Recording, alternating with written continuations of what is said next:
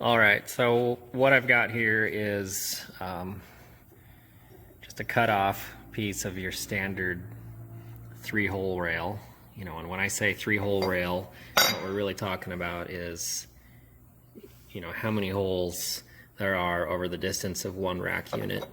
And this is, you know, the three-hole rail is what you're commonly going to see in most racks.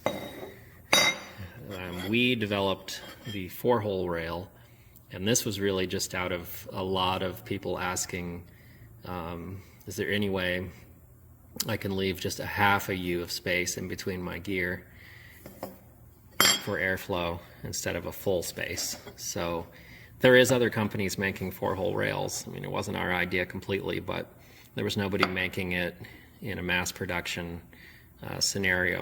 So this is our standard, the four-hole rail. So to kind of give you an idea of the benefits of the four-hole rail and also answer the question, will my gear work with the four-hole rail? I've got a couple of our rack panels here.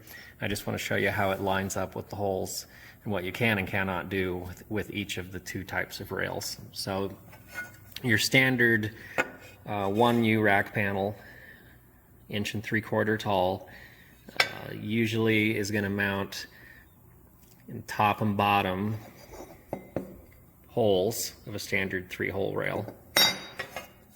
So if you line that up, you know, you can see it easily lines up.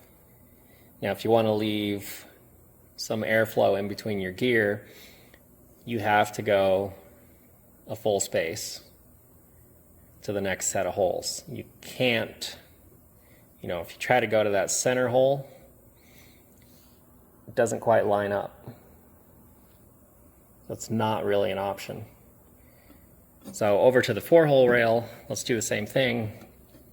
You know, it easily lines up with the top and bottom. If you go to the next hole, it doesn't line up, but if you go to the third of fourth holes, it lines up perfectly. So that's leaving two mounting holes, top and bottom, or a half U above and below. So one way to look at it is the four-hole rail is actually a bunch of half U mounting holes. So a good way to look at it, here's our half U rack panel. You can line that up.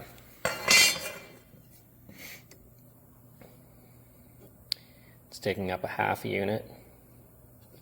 Go down two holes, half a unit, and so on. These can be used in a three-hole rail, but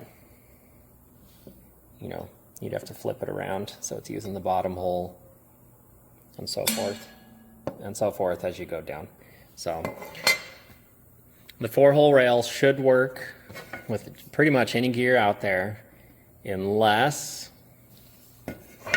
your gear mounts with the center of a three-hole rail. And I've only seen that on some pretty old stuff. Most everything out there is going to use either that top or that bottom hole in a three-hole setup. And as you can see, you know, kind of the last way to look at this, they still line up perfectly with the four-hole setup. So hopefully that answers most of the questions out there.